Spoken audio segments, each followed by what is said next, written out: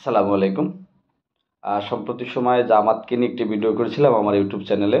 আহ, তারপর আবার জামাতকে নিয়ে বলতেছি, আহ, জামাতের আসলে আর কিছু বলার নেই। জামাতের প্রোপাগান্ডা বলেন, জামাতের রাজনৈতিক শিষ্টাচার বলেন, চর্চা বলেন, এটি সম্পর্কে বাংলাদেশের মানুষ অবগত আছে। আবার শুধু একটি বলার আছে, ৭১-এর ঘটনার জন্য আবার আমি আপনাদের উদাত্ত আহ্বান জানাচ্ছি, যেহেতু আপনারা একটা বাংলাদেশের রাজনৈতিক সংগঠন এবং রাজনৈতিক দল, সেটাকে আপনারা রাজনৈতিক দল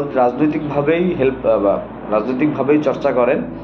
আহ, একটা রাজনীতির ভিতরে ধর্মকে টেনে নিয়ে আসে লাভ নাই, কারণ আমাদের দেশ স্বাধীন হয়েছিল একটি গণতান্ত্রিক অধিকার রক্ষার জন্য, মানুষের বাক স্বাধীনতার জন্য। এখানে বাংলাদেশের মুক্তিযুদ্ধের সাথে ধর্মের কোনো সম্পর্ক ছিল না। এখানে মুক্তিযুদ্ধের সময় কেউ ধর্ম দেখেনি। এখানে যে যার ধর্মের চাইতেও দেশপ্রেমকে আগে দেখেছে। সুতরাং আপনারা সেই জায়গা থেকে সরে আসবেন এবং পাকিস্তানি বাহিনী যে আমাদের দেশে গণহত্যা চালিয়েছে, সেই গণহত্যা যদি আপনাদের ন্যূনতম সম্পৃক্ততা থেকে থাকে, সেজন্য আপনারা দুঃখ প্রকাশ করতে পারেন, বা দুঃখ প্রকাশ করে ৭১ থেকে ২০২৪ বাংলাদেশের জনগণের জন্য কি করেছেন, বাংলাদেশের জনগণের জন্য আগামীতে কি করতে চান, এবং বাংলাদেশের স্বাধীনতা সার্বভৌমত্ব রক্ষাতে আপনাদের ভূমিকা কি হবে, সেইগুলাকে বলে এই দেশে জনগণের জন্য আপনারা ভোট চান এবং জনগণকে আপনারা সেইখানে উদ্বুদ্ধ করতে পারেন কিনা সেই চিন্তা থাকেন, এবং জনগণের সেই প্রচারণায় লিপ্ত হন।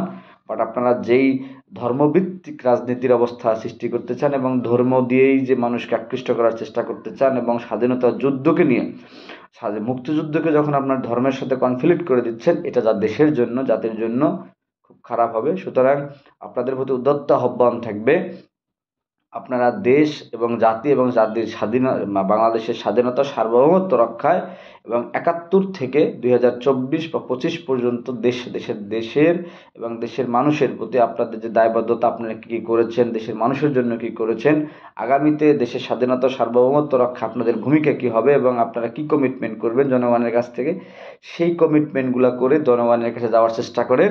কিন্তু ধর্মের অপব্যাখ্যা এবং অন্য রাজনৈতিক সংগঠনকে ছোট করে কথা বলার, এবং বাংলাদেশের মুক্তিযোদ্ধাদেরকে এবং বিশেষ করে মুক্তিযুদ্ধকে হেয় করে যেই ভোটের রাজনীতি করতে চান, এটা দেশ এবং জাতি এবং দেশের জনগণ এটা কোনোভাবে মেনে নেবে না। এবং দেশের জনগণ এই বিষয়টাকে, আমি বিশ্বাস করি একটা সময় দেশের জনগণ আপনাদেরকে প্রত্যাখ্যান করবে এইসব বিষয়ের কারণে।